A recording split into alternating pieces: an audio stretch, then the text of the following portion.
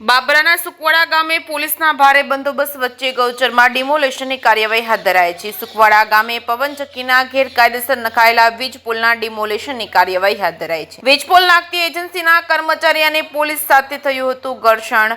કાલે બપોરથી જ ભારે પોલીસ બંદોબસ્ત સુકવાડા ગામના ગૌચરમાં ખડકી દેવાયો હતો। કોર્ટમાં કેસ જીતી જતા જ ગામના સરપંચ દ્વારા કાર્યવાહી હાથ ધરવામાં આવી છે। છેલ્લા 7 મહિનાથી ચાલતો હતો અમરેલીમાં કોર્ટ કેસ। એજન્સી દ્વારા તમામ કાયદા અને નિયમોનો ઉલાળ્યો કર્યો છે। તંત્ર દ્વારા આજે પાવર કાપવાના આદેશ હોવા છતાં પાવર બંધ નહીં રખાતા ચાલુ પાવર કાર્યવાહી કરવા પંચનામું કરાયું છે। સ્થળ ઉપર એક પણ અધિકારી હાજર નહીં રહેતા ગ્રામજનોમાં રોષ છે। સાંજના 6 વાગ્યા સુધી એજન્સી દ્વારા પાવર બંધ નહીં રખાતા આખરે ડિમોલેશન 15 દિવસ પછી કરવા નિર્ણય કરાયો છે। શું નામ છે, શું હોદ્દો છે અને આજે કાર્યવાહી કરવામાં આવી છે? મારું નામ મેટાળિયા સનાભાઈ, સુકોળા ગ્રામ પંચાયતમાં સરપંચ તરીકે સેવા આપું છું।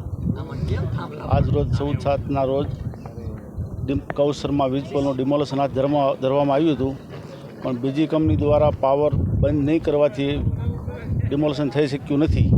તમામ કંપનીને તાલુકામાંથી નોટિસ આપેલી હતી અને છતાં એ લોકોએ બળજબરીથી લાઇટ પ્રવાહ બંધ કર્યો નથી। એના કારણે ડિમોલેશન થઈ શક્યું નથી। પ્રાંતને અને મામલતદારને વારંવાર ફોન કરવા છતાં એ લોકો જવાબદારીમાંથી છટકી જતા હતા કે અમારી કોઈ જવાબદારી નથી લાઇન બંધ કરતી। જવાબદારી કોની છે? આવું કરી લાઇન બંધ નહીં કરવાથી પોલીસે ચાલુ પ્રવાહમાં ડિમોલેશન કરવાની ના પાડવા ડિમોલેશન બંધ રહ્યું છે। તો આજે અમે કંપની માથે FRI કરવાના છીએ લાઇન બંધ નથી કર્યા માટે। આગળ શું કાર્યવાહી? આગળ કાર્યવાહી ડિમોલેશન જ કરવાની છે। તમામ કંપની માથે ફરિયાદ કરી લાઈનો બંધ કરાવી અને ડિમોલેશન કરવાની છે। મારું નામ રાઠોડ ભાવેશ, એડવોકેટ। આજે સુકાવાડા ગામે જે ગૌચરની જમીન છે 210 પૈકીની જે સુકાવાડા ગામની ગૌચરની જે જગ્યા હતી તેની અંદર પ્રોજેક્ટ 12 દ્વારા જે એની વીજ લાઇન છે પ્રસાર કરી હતી અગાઉ, તે સમયે તત્કાલીન સરપંચશ્રી જેને નોટિસ આપી હતી અને એની પાસે ખુલાસો માંગ્યો હતો તમારી પાસે કોઈ મંજૂરી મેળવેલી હોય કે કેમ।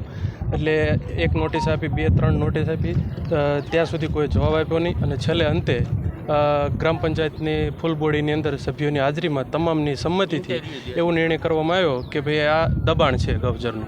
ત્યારબાદ આ ડિમોલેશનની પ્રક્રિયા અગાઉ પણ સ્થળ ઉપર કરવામાં આવી હતી, પણ સ્થળ ઉપર કંપનીના માણસો દ્વારા અડચણરૂપ થવાના કારણે ત્યારે રોકી દેવામાં આવી હતી અને કંપનીએ જે તે સમયે બાંહેધરી એવી આપેલી કે ભાઈ અમે આ લાઇનથી હટાવી લઈશું। ત્યારબાદ કંપની દ્વારા બાબરા સિવિલ કોર્ટની અંદર સિવિલ શૂટ દાખલ કર્યો હતો। એ સિવિલ શૂટની અંદર નામદાર કોર્ટે એવું ઠરાવી આપ્યું કે એને દબાણ કરેલું છે એવું નામદાર કોર્ટે એના હુકમમાં ઠરાવી આપ્યું હતું। ત્યારબાદ કંપની દ્વારા સેશન્સ કોર્ટની અંદર અપીલ કરેલી હતી, અમરેલી સેશન્સ કોર્ટની અંદર। અમરેલી સેશન્સ કોર્ટની અંદર પણ જે નામદાર ડિસ્ટ્રિક્ટ જજ છે એમને એવો હુકમ કે જે નીચેની કોર્ટનો જે હુકમ હતો એ કાયમ રાખ્યો હતો।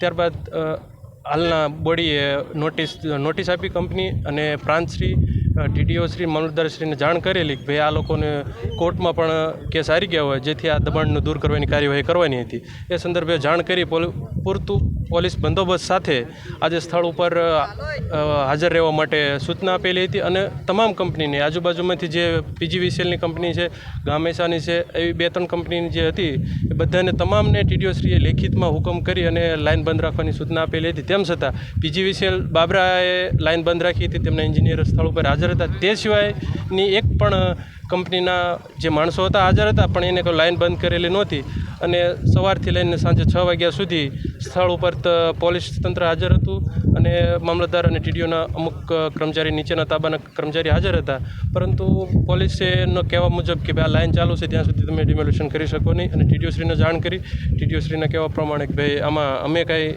કરી શકીએ નહીં, તમે પ્રાંતને વાત કરો। પ્રાંતે TDO શ્રીને વાત કરી, આવી રીતના ગોળ વાત કરી સાંજે 6 વાગ્યા જેવો સમય થઈ ગયો એટલે અત્યારે અહીંયા ડિમોલેશનની કામગીરી મુલતવી રાખેલી છે। પણ આવનારા સમયની અંદર અમે કલેક્ટરશ્રીને સરપંચની સાથે મળી અને તમામ બોડીને સાથે રાખીએ, કલેક્ટરશ્રીની મંજૂરી મેળવી અને TDO શ્રી અથવા તો મામલતદારશ્રી સ્થળ ઉપર હાજર રહી અને આગળની કાર્યવાહી ડિમોલેશનની થાય તે દિશામાં આગળ કાર્યવાહી કરવાના છે।